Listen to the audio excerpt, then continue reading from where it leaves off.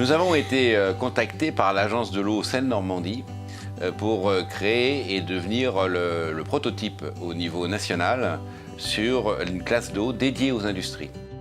Le traitement de l'eau dans les entreprises est quelque chose qui peut permettre de faire des économies. En même temps, la réglementation est extrêmement compliquée. Donc, une des missions des chambres, c'est d'accompagner les entreprises.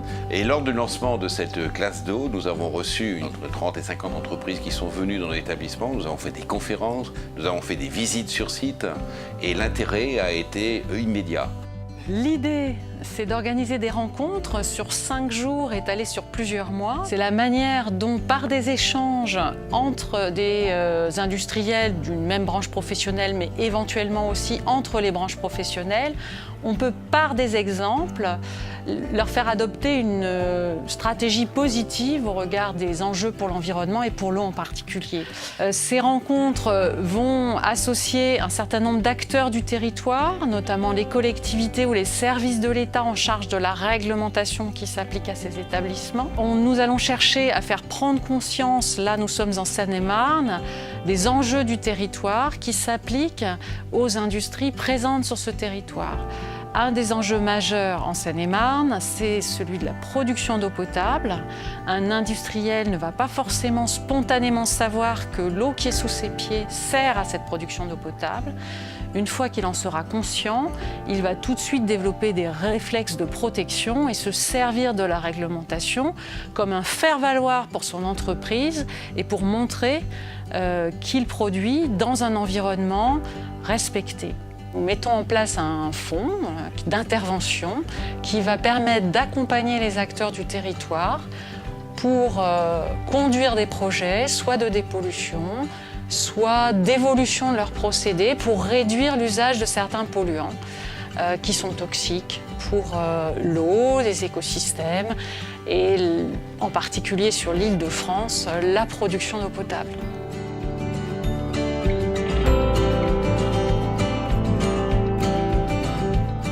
Les Seine-et-Marnais consomment à peu près 90 millions de mètres cubes, dont une majorité donc, vient d'eau souterraine. 2 grandes nappes souterraines, donc la nappe du Champigny et puis la nappe de Beauce. La consommation a très clairement tendance à baisser toutes ces dernières années. 9600 km de réseau d'eau potable sur le département. Rendement des performances des réseaux d'eau potable, de distribution d'eau potable, un peu plus de 80%. Ces enjeux ont conduit à de nombreuses actions dans le département, comme par exemple le plan départemental de l'eau, la protection des aires de captage de la fosse de Melun et de la basse vallée de l'Yerre, qui associe l'agence de l'eau Seine-Normandie et 3 producteurs d'eau, que sont l'Eau du Sud parisien, Veolia Eau et le syndicat des eaux d'Île-de-France. J'ai jugé opportun de m'inscrire à cette conférence sur l'eau, donc un cycle de 5 conférences, mais tout au moins la première parce que il y avait une présentation à la fois des aspects réglementaires, mais aussi des intervenants au milieu de la problématique de respect et de contrôle et de préservation du milieu naturel, notamment l'agence de l'eau, et j'étais en attente d'éléments, notamment sur les subventions.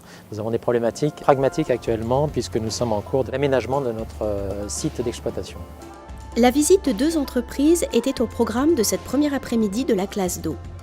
IRM, Institut de recherche microbiologique, est un laboratoire de microbiologie, d'écotoxicologie et de physico-chimie spécialisé dans l'étude des agents antimicrobiens. Il réalise aussi des tests d'écotoxicologie afin de couvrir les exigences relatives à la mise sur le marché de produits biocides et non biocides. Ensuite, c'est l'entreprise Prodenclint qui a fait l'objet d'une visite de la classe d'eau. L'entreprise est spécialisée dans la fabrication de savons, détergents et de produits d'entretien. Au niveau production, on a travaillé sur l'installation de Karcher en production pour nettoyer les cuves, ce qui est plus efficace que simplement manger, donc ça réduit le volume. Un seul produit pourra être fabriqué une fois, voire 2 fois par mois, alors qu'actuellement il peut passer 3 fois par mois sur chaque chaîne, ça veut dire en fait 6 lavages. Donc là en fait on a un grand gain au niveau des déchets, de l'organisation des productions, des préparations. Sur 100 litres produits, il y en a 30% qui partent à l'égout. Tout l'enjeu aujourd'hui c'est d'essayer de minimiser ces pertes-là qui partent à l'égout et essayer de récupérer ces 30%, parce que ça paraît pas, mais ça fait des volumes, vu que c'est notre matière première principale, ça fait tout de suite des volumes conséquents. Moi personnellement je n'étais jamais venue sur le site et c'est vrai que je suis assez surprise de voir tout ce qu'ils ont mis en place pour le traitement des déchets, notamment pour l'eau, et voir l'importance que ça prend au niveau de la direction, tous les projets qu'ils ont dans ce sens. Donc contente d'avoir participé à cette première journée. Très contente.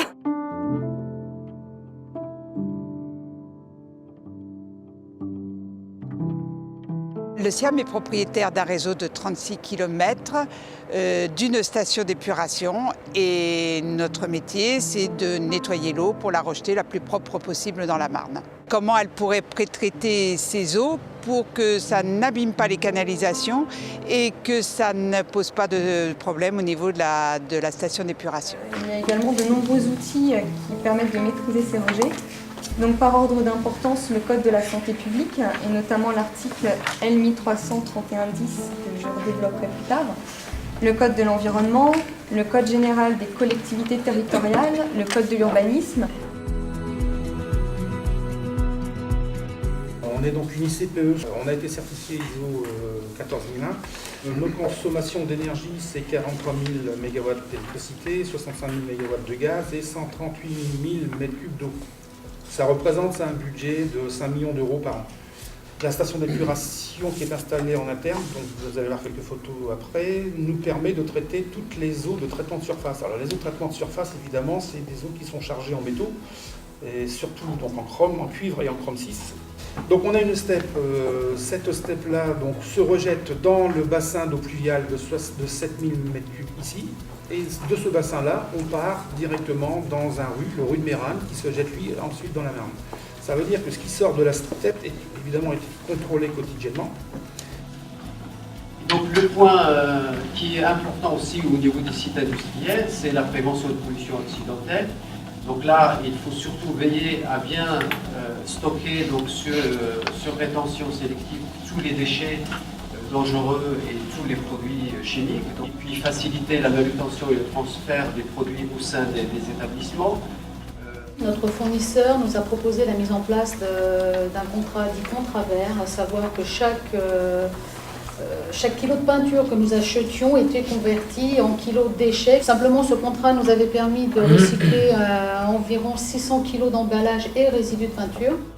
Cette matinée au SIAM a permis d'aborder différents sujets, illustrés par plusieurs témoignages sur les eaux usées, leur traitement et les bonnes pratiques existantes.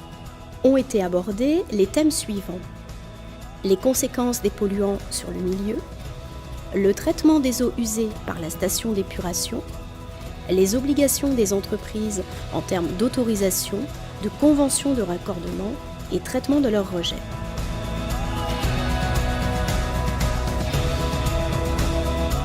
L'après-midi a été consacré à la visite de la station d'épuration du SIAM, présentée dans un premier temps sous la forme d'une maquette, avant la visite en situation réelle du site de Saint-Thibault-des-Vignes.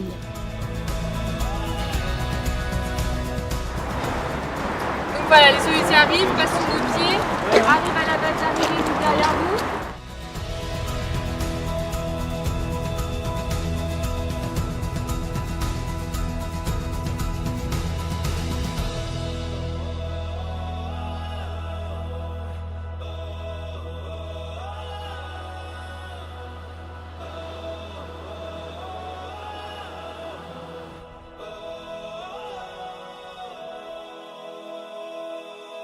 Le CETIM a animé la conférence du matin sur le traitement des effluents pour les activités de dégraissage et traitement de surface.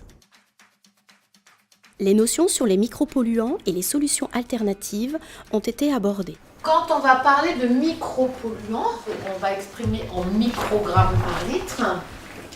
On va mettre donc dans cette piscine de 3000 m3 une cuillère à café de sucre. Et on aura 1 microgramme par litre. L'après-midi a été consacré à la thématique des déchets et des produits dangereux, illustrée par la visite de l'entreprise Big Ben. Donc Big Ben, entreprise de recyclage des déchets, on a les agréments pour recevoir tous les déchets produits par les entreprises.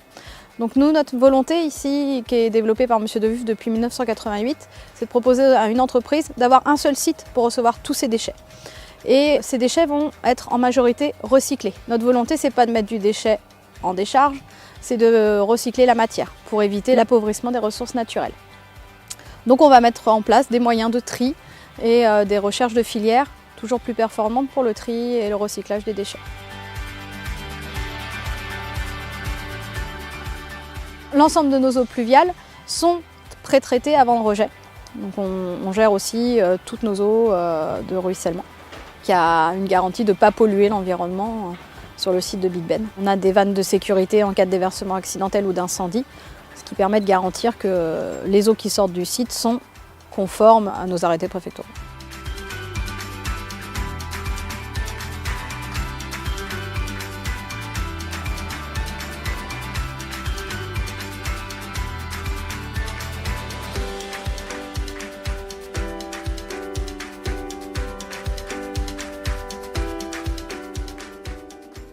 Notre entreprise est une société d'investissement en immobilier industriel. Nous avons proposé d'accueillir aujourd'hui des représentants d'industriels pour leur faire part de nos réalisations en matière de gestion alternative des eaux pluviales. Alors, sur ce site, l'innovation qui a été mise en place, c'est une gestion des eaux pluviales à la parcelle. Cette gestion des eaux pluviales consiste à diriger les effluents pluviaux directement vers des fossés, des espaces verts creux ou des noues d'infiltration répartis au plus près des espaces imperméabilisés que constituent les parkings et les voiries du site. L'intérêt d'une telle gestion des eaux pluviales est multiple. D'une part, nous contribuons de cette façon au désengorgement des réseaux d'assainissement de la collectivité. Par ailleurs, la mise en place des différents ouvrages d'infiltration contribue à l'embellissement paysager du site, et ce qui est une source de bien-être pour les usagers et de valorisation également du site d'un point de vue esthétique.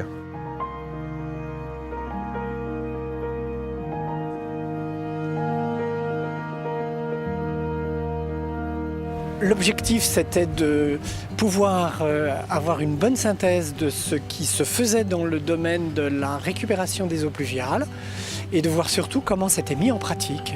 Les solutions mises en pratique sont extrêmement intéressantes, oui, séduisantes et intéressantes. J'ai pu constater, observer ce qui se faisait réellement sur le terrain. Et ce qui a été pris comme exemple sont des choses tout à fait applicables dans différentes entreprises de tailles différentes et des petites entreprises comme la nôtre.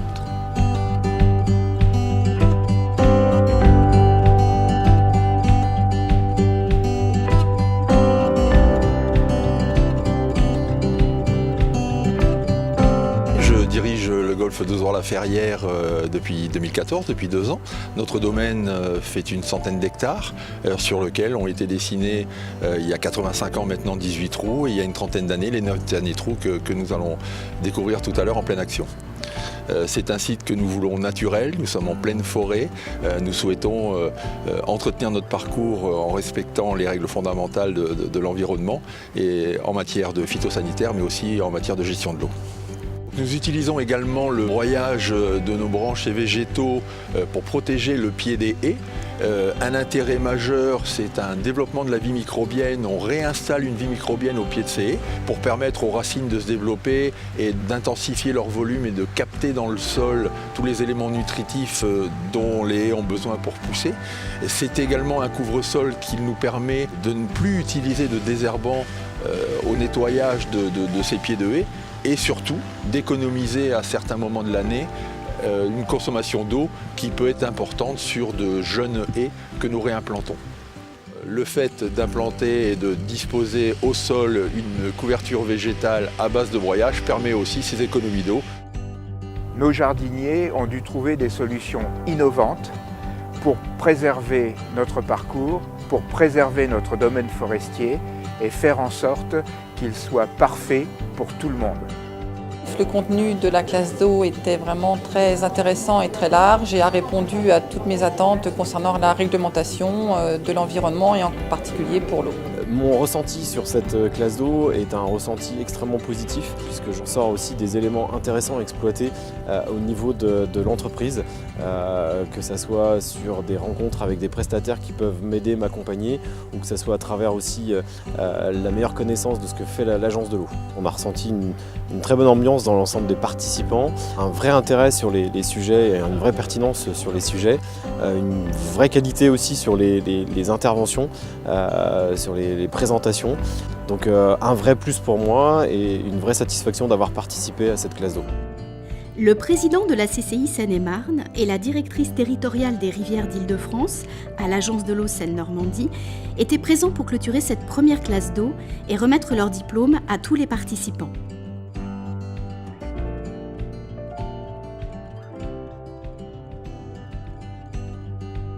Nous espérons qu'à la suite de cette classe d'eau, il y aura boule de neige et que de nombreuses industries seine-et-marnaises seront de nouveau d'accord pour participer et qu'il y aura une deuxième classe d'eau l'année prochaine et qu'après ça sera décliné au niveau de toute la France.